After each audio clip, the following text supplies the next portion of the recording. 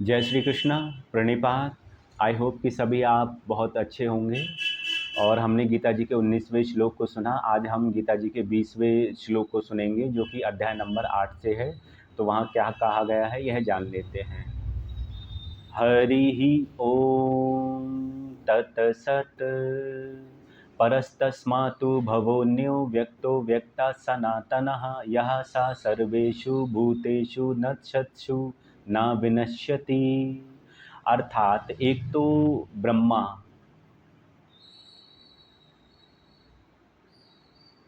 अर्थात अव्यक्त बुद्धि, और इससे भी अत्यंत परे वह सनातन अव्यक्त भाव। तो जो दिन के प्रवेश काल में उत्पन्न होना और रात्रि के प्रवेश काल में विलीन होना, जो यह भाव है, अर्थात जो ब्रह्मा अपनी सृष्टि करते हैं वह दिन के प्रवेश काल में उनकी जागृति होती है, वह सचेत होते हैं, सृष्टि की रचना करते हैं। यहाँ यह कहा गया है समस्त जीव, समस्त प्राणी जो भी हैं वह दिन के प्रवेश काल में उन सचेत होते हैं, उनकी जागृति होती है। और ब्रह्मा स्वयं की जो रात्रि है उसमें वह अपने कार्यकाल के अनुसार, जो अवधि है उनके कार्यकाल की, वह उसमें रात्रि प्रवेश काल में जो बताया गया है वह ये बताया गया, उसमें जाकर के वह समस्त अपनी जीव की जो रचना की है, जो प्राणियों की रचना की है, उसके साथ में जाकर के वह शांत हो जाते हैं, विलीन हो जाते हैं।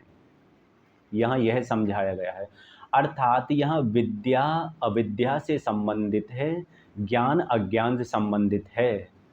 आप यह समझ लीजिए, जब हमारे जागृति होने का मतलब है जब हमें ज्ञान प्राप्त होता है, सनातन अव्यक्त भाव प्राप्त होता है। जब हम अविद्या में होते हैं, मोह माया में होते हैं, अज्ञान में लगे रहते हैं, तब हम रात्रि के प्रवेश काल में होते हैं। अर्थात हमको स्वयं, हम अपने आप को नहीं जानते हैं, इस प्रकृति को नहीं जानते हैं, उस परम तत्व परमात्मा को नहीं जानते हैं। यहाँ यह कहा गया है, यानी कि जो इंद्रियों से हमको जो यह बुद्धि है जो दिखाई नहीं पड़ती है, जो अव्यक्त भाव है, वैसे ही सनातन अव्यक्त भाव है। हम इसको कह सकते हैं अपनी बुद्धि के द्वारा केवल महसूस कर सकते हैं, ये कोई वस्तु नहीं जो इसको हम छू के देख सकें। यहाँ कुछ इस प्रकार से बताया गया है। तो जब हमारी जागृति होती है, हम सचेत होते हैं, हमको ज्ञान होता है, हम विद्या में होते हैं, तो हम दिन के प्रवेश काल में होते हैं। जब हम अज्ञान में होते हैं और अविद्या होती है, हम अचेत होते हैं, तो हम रात्रि के प्रवेश काल में होते हैं। तो यहीं पर जो ब्रह्मा के बनाए हुए भाव हैं, जो प्राकृतिक भाव हैं, हम इनमें ही उलझे रहते हैं। और इन सभी से बाहर निकलना होता है हमको, तो हम सनातन अव्यक्त भाव को प्राप्त होते हैं, जो भगवान श्री कृष्ण ने कहा है कि वही मेरा परम धाम है। और उस सनातन अव्यक्त भाव को जब भूत अर्थात वह जीव प्राप्त कर लेता है, तो उसी के रंग में रंग जाता है, अर्थात उसी पर ब्रह्म परमात्मा में जाकर के वह स्थिर चित्त हो जाता है, उसमें ही अंत समय में विलीन हो जाता है। क्यों? क्योंकि वह स्वयं को जान चुका होता है, अपने लक्ष्य को जान चुका होता है, वह अपने जो कर्तव्य है, उसका जो दायित्व है, उसका जो जन्म है वो किस कारण से हुआ है, प्रकृति क्या है, जीव भाव क्या है, और वह परब्रह्म परमात्मा क्या है। अर्थात इस वह साइकिल, इस चक्र से बाहर हो जाता है, इस काल चक्र से बाहर हो जाता है, और उस परब्रह्म में जाकर के स्थिर चित्त हो जाता है, विलीन हो जाता है। क्योंकि यदि ये संपूर्ण ब्रह्मांड जो है वह शून्य हो जाए, शांत हो जाए, स्थिर हो जाए एकदम, तब भी उस ईश्वर पर, उस परब्रह्म परमात्मा पर लेश मात्र भी अंतर नहीं है।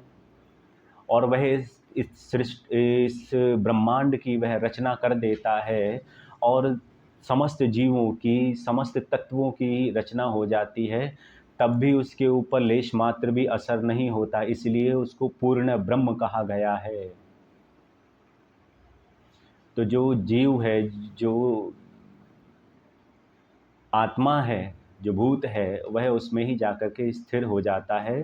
क्योंकि मैं बार बार अपनी वीडियोज़ में बोलता रहता हूँ, एक होता है नूतन, नूतन माने नया, एक होता है पुरातन, पुरातन माने पुराना, एक होता है सनातन, शाश्वत, सतत, लगातार। अर्थात जब से वह ईश्वर है, वह ब्रह्म है, वह परमात्मा है, तब से ही सनातन है, तब से ही प्रकृति है, तब से ही यह जीव है। बस अंतर इतना सा है, बुद्धि का, विद्या अविद्या का, ज्ञान अज्ञान का, अपने लक्ष्य का। तो यही सब बताया गया है। आशा करता हूँ कि आपको जो भी टूटा-फूटा मैंने कहने का प्रयास किया, आपको समझ आया हो। और अन्यथा मुझसे भी अच्छे-अच्छे वक्ता हैं, जो महापुरुष हैं, गीता जी पर बहुत अच्छे-अच्छे अपने विचारों को और बहुत अच्छी गीता जी की व्याख्या करते हैं और इसके जो मर्म को और इसके जो तत्व को समझाते हैं, बहुत ही सरलीकरण, बहुत ही अच्छे प्रकार से समझाते हैं। तो मैंने तो केवल एक प्रयास किया है और बाकी उन सभी महापुरुषों को भी मैं अपनी ओर से प्रणाम करता हूँ। और हम सब पर नारायण की खूब कृपा हो। हर हर महादेव, शिव शंभू। तब तक के लिए शुभ रात्रि। और आगे के 21वें श्लोक में क्या कहा गया है, यह हम अपनी अगली वीडियो में जानेंगे। शुभ रात्रि।